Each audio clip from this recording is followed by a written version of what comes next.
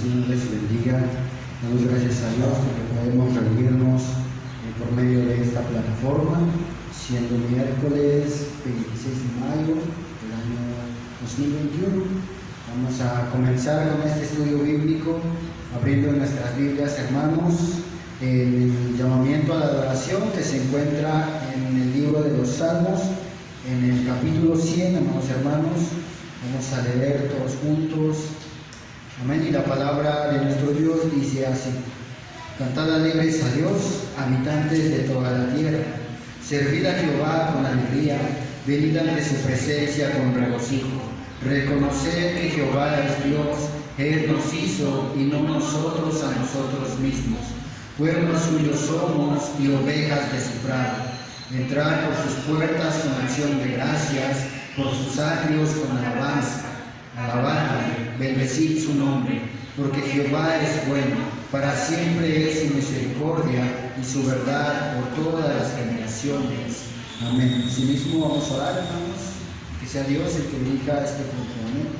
Señor Dios, una vez más, amado Padre, cuántas gracias te damos porque nos permites estar unidos así en nuestros hogares, pero juntos y unidos como hermanos unidos.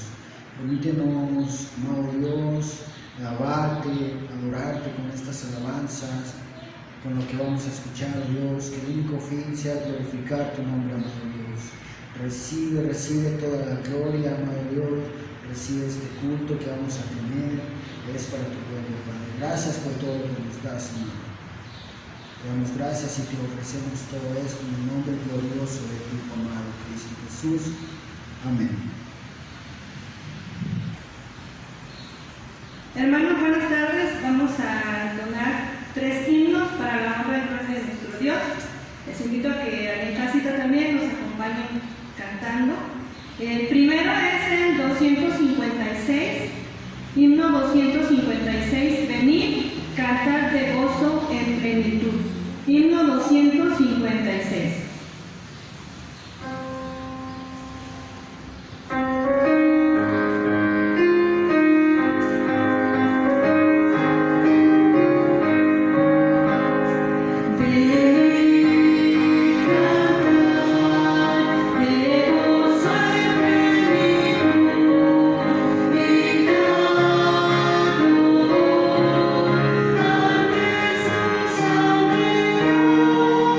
We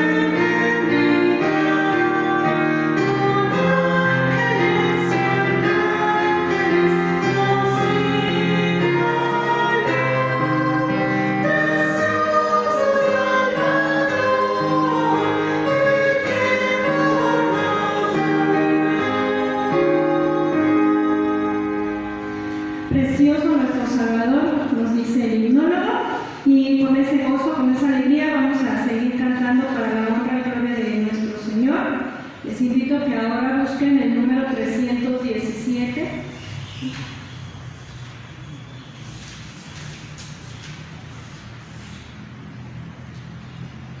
Himno 317 es el Salmo 68, verso 19. Bendito el Señor, cada día nos colma de beneficios. Himno 317, día en día.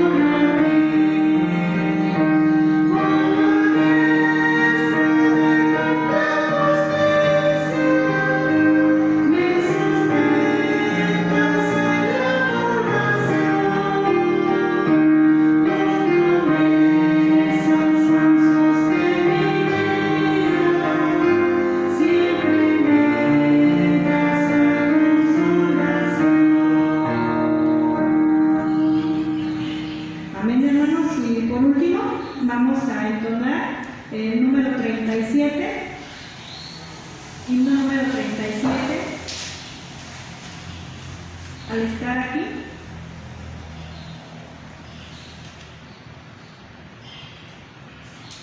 número 37, al estar aquí.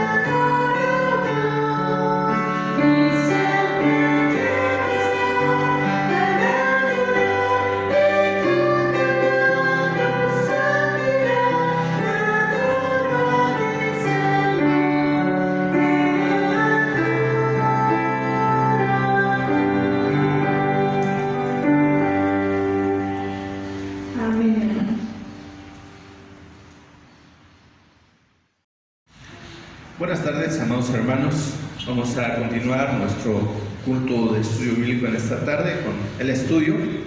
Les invito para ello a abrir nuestras Biblias y buscar en el primer libro, el libro de la Biblia en Génesis, capítulo 2, y vamos a dar lectura a los versículos 16 y 17.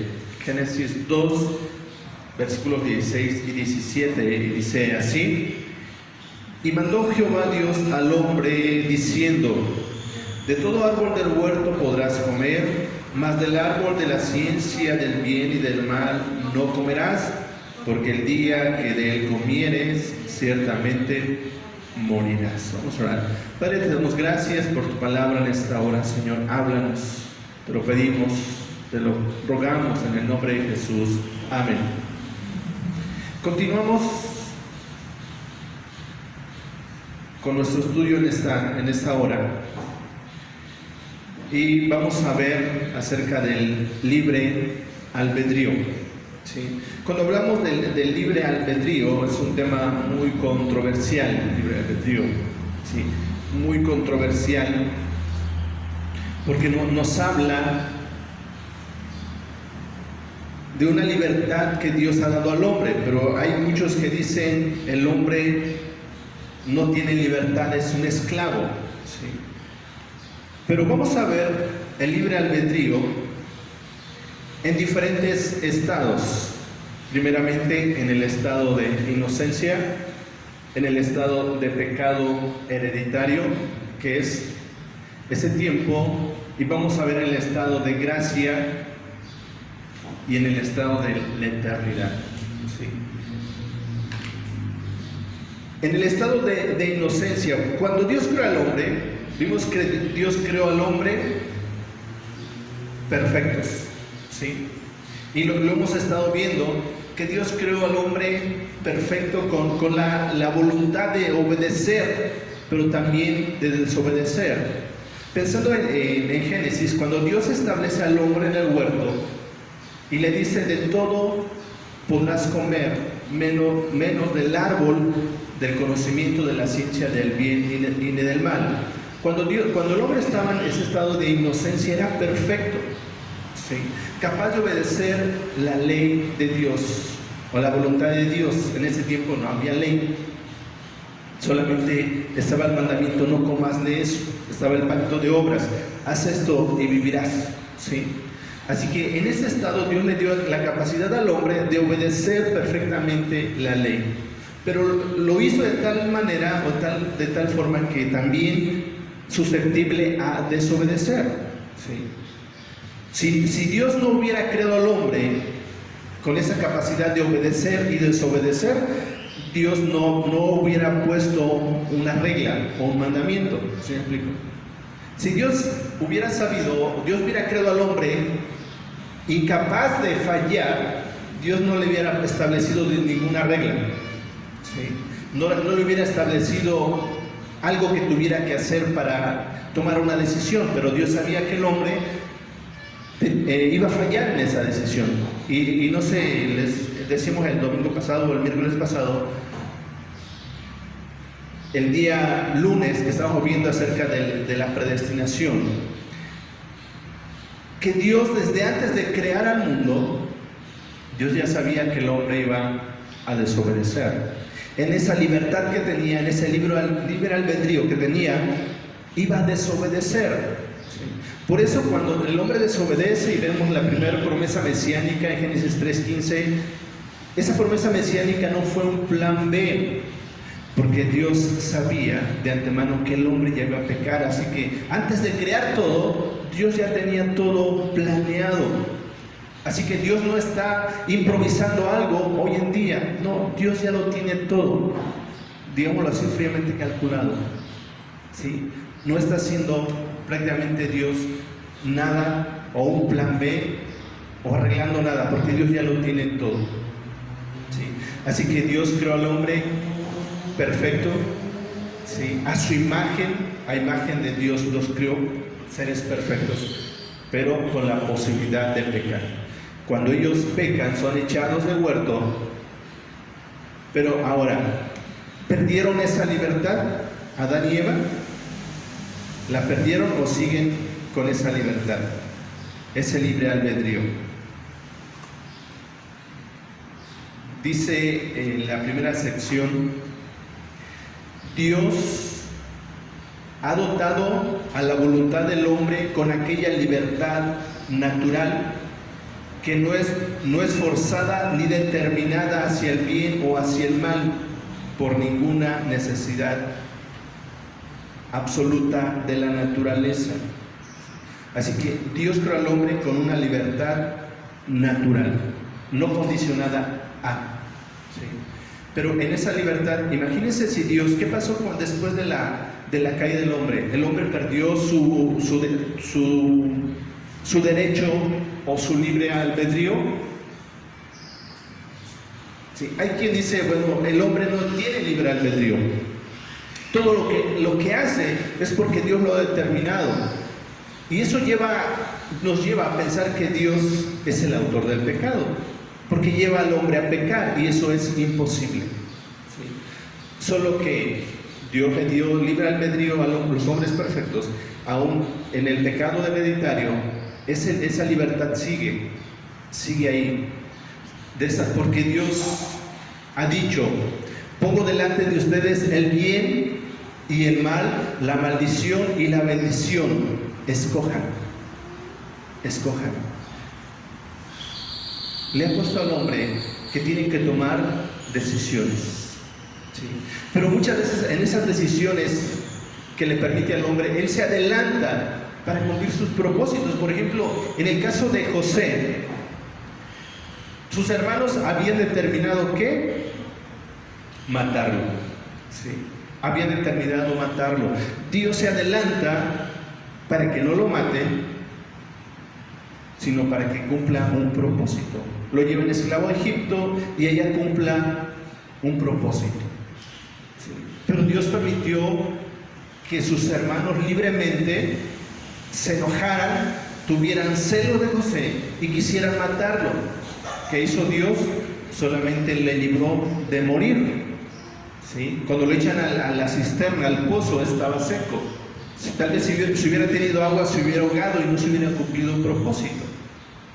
Pero Dios no interfiere en esa libertad, sino la acomoda para cumplir sus propósitos, el propósito eterno.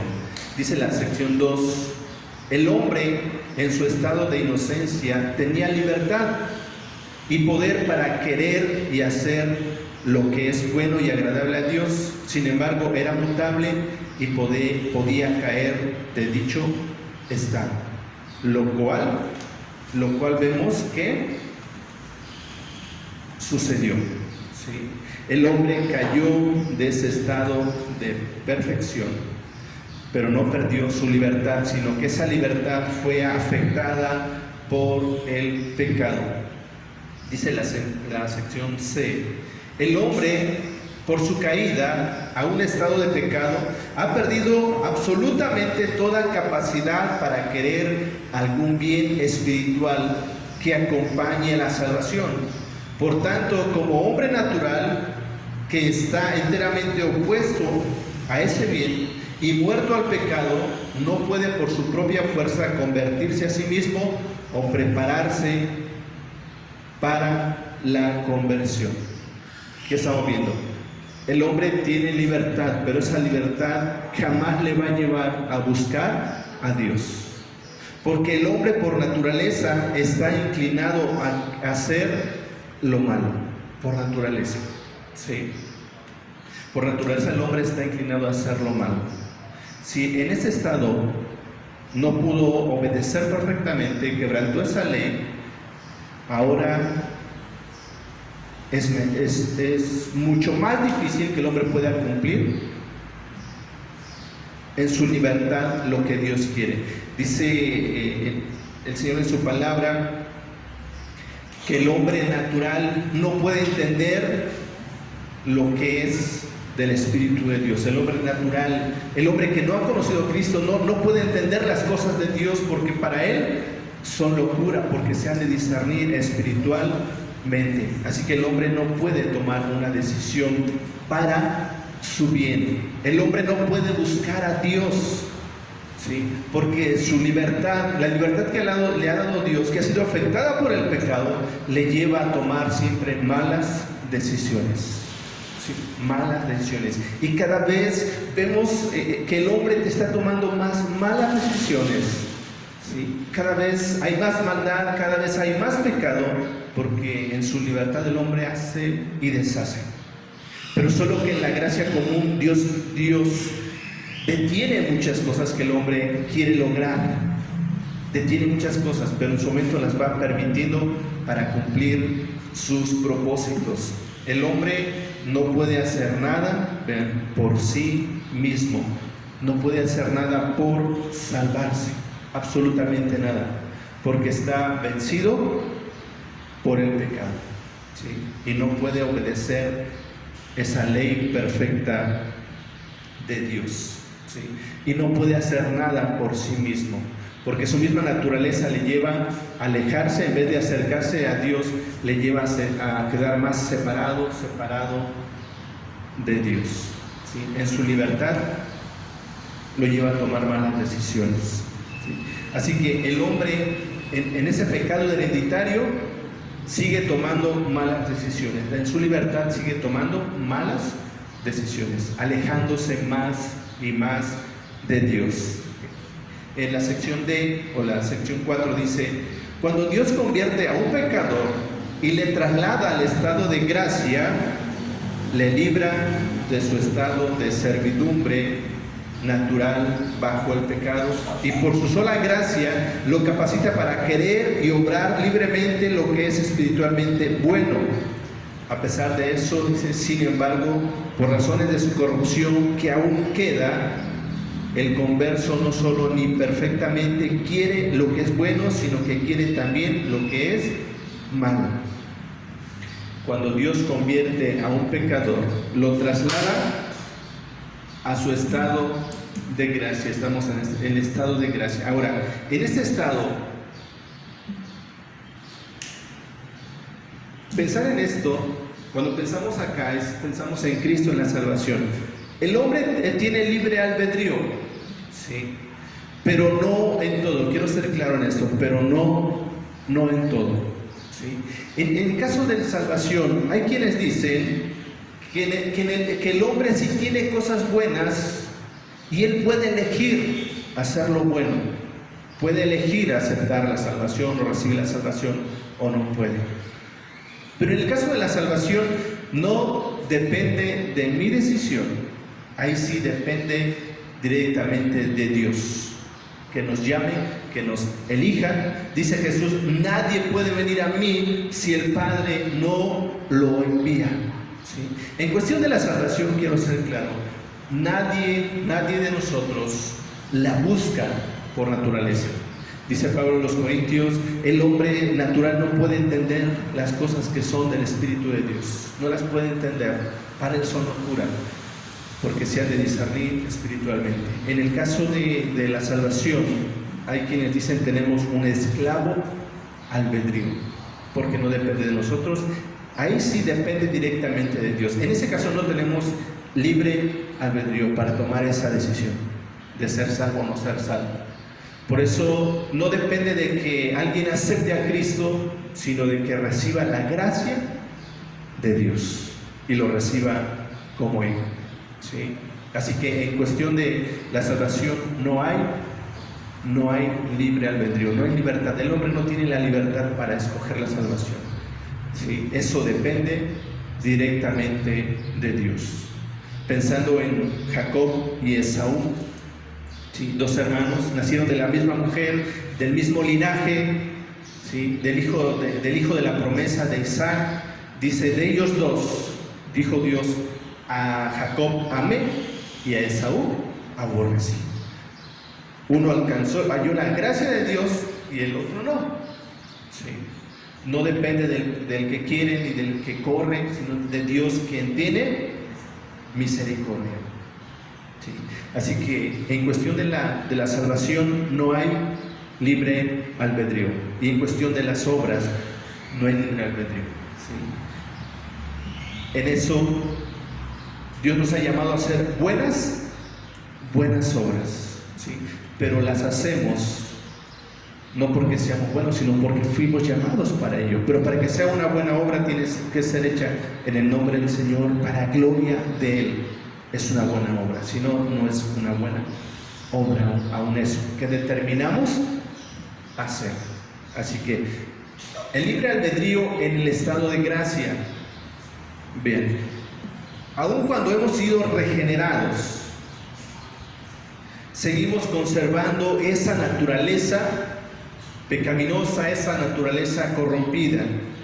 El apóstol Pablo nos dice que experimentando en su propia persona, en sí mismo, dice: hallo en mi cuerpo que hay una ley que me lleva a hacer lo malo, porque yo quiero hacer lo bueno, pero termino haciendo el mal que no quiero, ¿sí?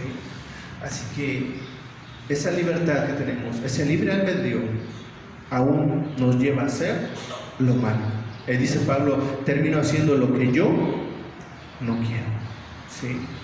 Por eso la vida cristiana es un continuo esfuerzo, ¿sí? Porque seguir a Cristo sí tiene que tomemos, en nuestra libertad tenemos que tomar una decisión. ¿Sigo a Cristo de cerca o lo sigo de lejos? ¿Sí? Tengo que tomar una decisión. He sido salvo por gracia, ahora es obedezco o no obedezco, ¿sí?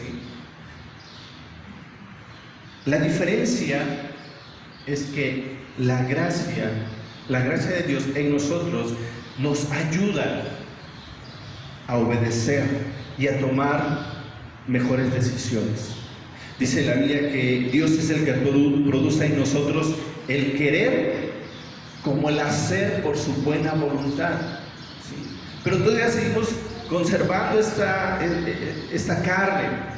Por eso Pablo a los filipenses les dijo: estoy estando persuadido de esto, que el que comenzó en nosotros la buena obra la irá perfeccionando hasta el día de Jesucristo. Dios, por su gracia, nos ayuda a tomar las mejores decisiones en esa libertad que tenemos, en ese libre albedrío, ¿sí? Tenemos la libertad de elegir, pero no en cuestión de salvación, sino después de la salvación. En el estado de gracia todavía seguimos conservando esta herencia, ¿sí? Solo que la diferencia de estar acá a estar acá es que aquí no estamos solos. El Señor nos ayuda en nuestras decisiones. Ayer, el día miércoles, hablábamos acerca de la predestinación, que dentro de la predestinación fuimos predestinados para salvar. Y algo que nos compartía el hermano es que muchas veces nos olvida que en esa predestinación está implícita la santificación, ¿sí? Que fuimos llamados a ser santos, a que en esa libertad, en ese libre albedrío, necesitamos tomar las mejores decisiones. Dice la Biblia: bienaventurado el hombre que no se condena a sí mismo en lo que aprueba, en lo que determina hacer. Bienaventurado el hombre, ¿sí?, que no se condena a sí mismo en lo que aprueba, que en su libertad, que en su estado de gracia en el cual estamos viviendo, estamos tomando las mejores decisiones, ¿sí? Por naturaleza tomamos las decisiones malas. Por naturaleza hacemos lo que es agradable a la carne. Es por naturaleza, ¿sí? Por eso la vida cristiana es un continuo esfuerzo. Esfuérzate. Toma tu cruz cada día y sigue. Toma tu cruz cada día y sigue, ¿sí? ¿Qué es la cruz? Prácticamente ya no vivo yo, es Cristo quien vive, ¿sí? Cristo quien vive. No voy a tomar mis decisiones en base a mi forma de pensar. Recordemos que dice en Isaías 55, dice nuestro Señor: porque mis pensamientos no son vuestros pensamientos, ni mis caminos son vuestros caminos. Así como están más altos los cielos que la tierra, así mis caminos son más altos que sus caminos, y mis pensamientos más que sus pensamientos. ¿Sí? Así que en esta libertad, en esta gracia, necesitamos más de esa gracia. Dice Pablo a los Efesios: no os embriaguéis con vino, en lo cual hay disolución, antes bien sed llenos del Espíritu. ¿Sí? Así que tenemos una lucha entre lo que hemos heredado, ¿sí? Lo que hemos heredado, el pecado, y lo que ahora tenemos por la gracia. Y dice Dios en su palabra a través del apóstol Pablo: digo pues, andad en el Espíritu y no satisfagáis los deseos de la carne. ¿Sí? Andad en el Espíritu y no satisfagáis los deseos de la carne, porque los deseos de la carne son contra el Espíritu, y los del Espíritu son contra la carne. Dice, y estos dos se oponen entre sí para que no hagáis lo que quisierais. ¿Sí? Pero si sois guiados por el Espíritu, excelente, no estáis bajo la ley. ¿Sí? Así que para vivir en este estado de gracia, en este libre albedrío, realmente necesitamos del poder del Espíritu Santo para tomar las mejores decisiones. ¿Sí? Tomar las mejores decisiones. Y por último, la sección E o 5 dice: la voluntad del hombre es hecha perfecta, inmutable, libre para hacer tan solo lo que es bueno, únicamente en el estado de gloria. ¿Cuándo vamos a tomar la mejor decisión del mundo? Pues ya cuando estemos acá. ¿Sí? Cuando estemos allá. Allá no va a haber un árbol de la ciencia del conocimiento del bien y del mal, porque en este estado va a ser un estado perfecto, no va a haber pecado, ni opción de que vayamos a pecar ya en ese momento. En este estado de gracia, en este estado de inocencia, el hombre fue creado de esa manera, expuesto a pecar y a desobedecer. Pero estaba dentro de la voluntad de Dios, porque si no hubiera sido de esa manera, muchos dicen, estaríamos en el huerto. Sí, pero representados en ellos dos. Siguiera Adán y Eva en el huerto, pero Dios, desde antes de crear a ellos, ya estabas tú, ya estaba yo, ya estábamos ahí en la mente del Señor, y también ya estaba ahí la muerte de Jesucristo. Dice Apocalipsis, el cordero que fue inmolado antes de la fundación del mundo. ¿Sí? Así que Dios ya sabía todo eso. Así que Dios nos da libre albedrío. ¿Sí? Y lo vimos en el estado de inocencia, en el estado del pecado hereditario, en el estado de gracia, y seremos perfectos en el estado de gloria, de glorificación. ¿Sí? Ahí será perfecto. Y dice la palabra de Dios que nuestra meta es llegar a la estatura del varón perfecto, es llegar a esa perfección. Pero mientras estemos acá, necesitamos un continuo esfuerzo. Esforzarse por llegar a la estatura del varón perfecto. Cada día, un día vamos a ser perfectos cuando estemos con Él. Y ya no va a haber problemas. Vamos a tomar siempre la mejor decisión, vamos a tener la libertad de tomar la mejor decisión. ¿Cuál va a ser? Alabarme, glorificarme día y noche. Así que pensando en eso, les invito a que obedezcamos. Y dice el ignólogo, para andar con Jesús no hay sendero mejor que obedecer. Pero para tomar las mejores decisiones en esa libertad tenemos que tomarlas en base a esta palabra. En base a esta palabra, bienaventurado el que no se condena a sí mismo en lo que aprueba, que en esa libertad toma las mejores decisiones. Y esto prácticamente ahorita lo vimos superficial, pero si quieren ahondar más, bueno, les invito al curso de teología. Ahí lo vamos a trabajar, o sea, ya con los qué pensaba un hombre, qué pensaba otro, por qué tuvo que darse de esta manera. Dice rápidamente: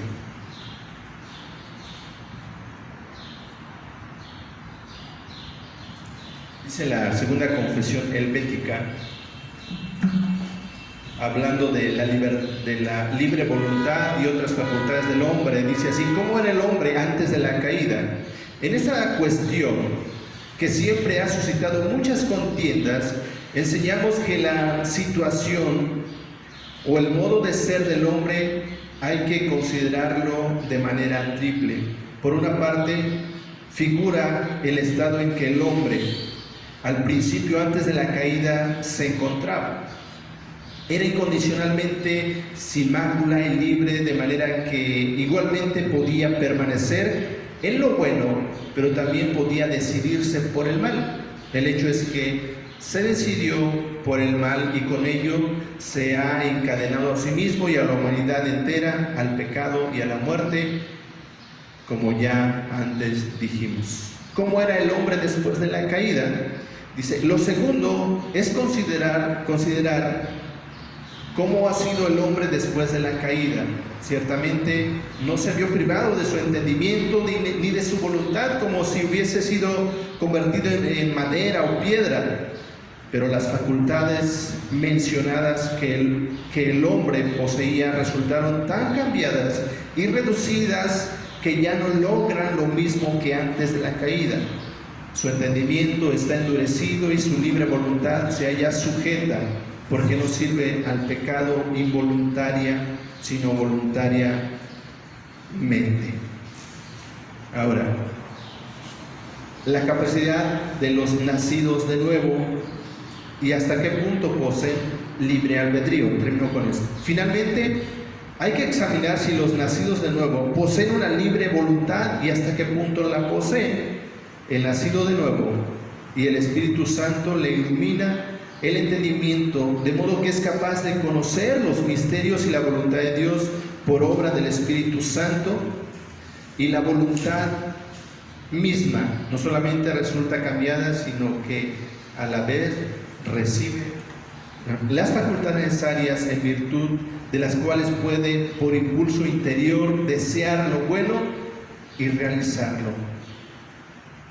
Si negásemos esto, tendríamos que negar también la libertad cristiana y poner la esclavitud de la ley. Pero Dios dice por el profeta: daré mi ley en sus entrañas y las escribiré en sus corazones. Y el Señor dice en el Evangelio: si el Hijo os libertare, seréis verdaderamente libres. Los nacidos de nuevo actúan por sí mismos y no solamente como empujados. A este respecto enseñamos que es preciso tener en cuenta dos cosas. Los nacidos de nuevo actúan por sí mismos y no solamente como empujados cuando se deciden por lo bueno y lo realizan. Y es que Dios los mueve a que hagan por sí mismos lo que hacen. De aquí que con razón Agustín invoque aquella verdad que dice que Dios es quien nos ayuda. Pero únicamente es posible ayudar a alguien por sí mismo, que por sí mismo haga algo. Así que Dios nos impulsa a hacer algo, pero Él finalmente nos deja tomar una decisión. Él no nos va a hacer manita de puerco para hacer algo, nos da una libertad, ¿sí? Nos da una libertad. Así que les invito y les animo a que conozcamos más y más de Dios, de su palabra y de esa gracia, y que en esta libertad que tenemos tomemos siempre las mejores decisiones. Vamos a orar. Te agradecemos, Padre, en esta tarde. Gracias por este tiempo, gracias por la libertad que tenemos. Ayúdanos, Señor, a tomar en esta libertad las mejores decisiones. Que tu Espíritu Santo nos ayude a ello, Señor, porque nuestra naturaleza nos lleva siempre a hacer lo contrario a tu voluntad, a lo que tú quieres que hagamos. En esta hora te pedimos que nos ayudes y nos sigas guiando y sigas haciendo en nosotros, produciendo en nosotros, así el querer como el hacer tu voluntad, Padre, en el nombre de Jesús. Amén. Vamos a abrir nuevamente nuestros himnarios para entonar como himno de respuesta al mensaje que acabamos de escuchar el himno número 358, himno 358. para andar con Jesús.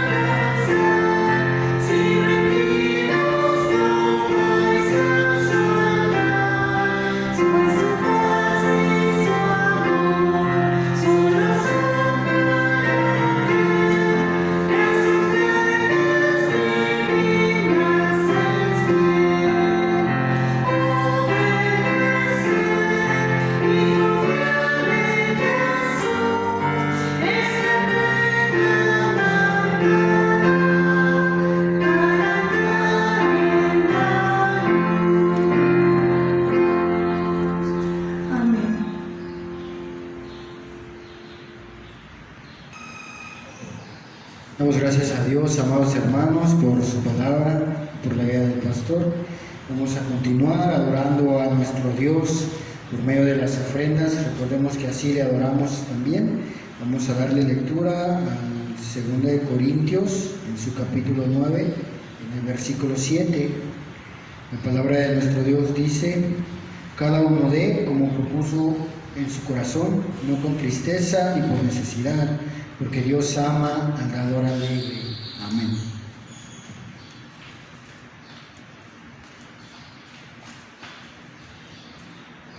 Así mismo, hermanos, vamos a orar a nuestro Dios. Dios, gracias te damos, oh amado, gracias una vez más por tus bendiciones, por tu misericordia, amado Padre, por la oportunidad que nos das de escuchar tu palabra, oh Dios, y de entender un poco de lo que tú quieres para nosotros, oh Dios. Padre, en este momento te damos gracias por las ofrendas, gracias porque tú has proveído todo lo que nos hace falta, Señor, tú nos los das. Gracias por cada cosa que nos das, Señor. Te pido que uses estas ofrendas que se han levantado, que sean para tus obras, para tu gloria y para tu honra. Te ruego que bendigas a cada hermano que está pasando por necesidad y los que pueden ofrendar. Te pido que tú bendigas a cada uno de ellos, Dios. Te damos gloria y te damos gracias por todo ello, en el nombre de Cristo Jesús. Amén y amén.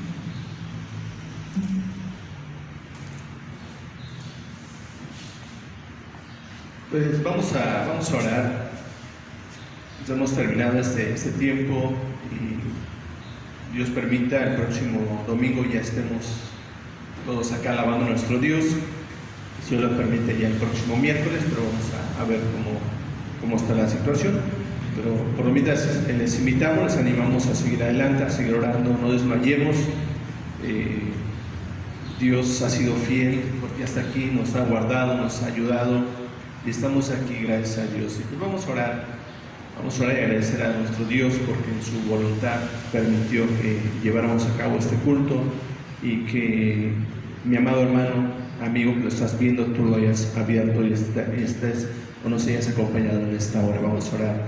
Te agradecemos, Padre, en este momento. Gracias por este tiempo que hemos tenido de alabanza, adoración a tu nombre. Y gracias, Señor, también porque nos has hecho seres racionales, Señor, seres inteligentes, que podemos tomar decisiones en esa libertad, Señor. Pero perdona, Señor, que muchas veces tomamos malas decisiones y nos dejamos llevar por nuestra vieja naturaleza y hacemos lo que no te agrada.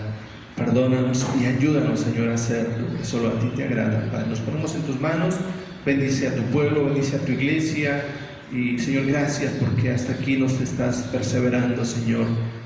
Y gracias, Señor, porque después de prácticamente más de un año, Señor, podemos ya, el próximo domingo, tú lo permites, estar reunidos alabando tu nombre. Señor, gracias por ese privilegio, esa bendición. Gracias en el nombre de Jesús.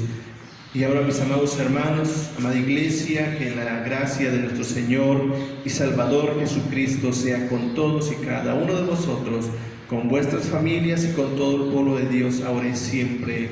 Amén.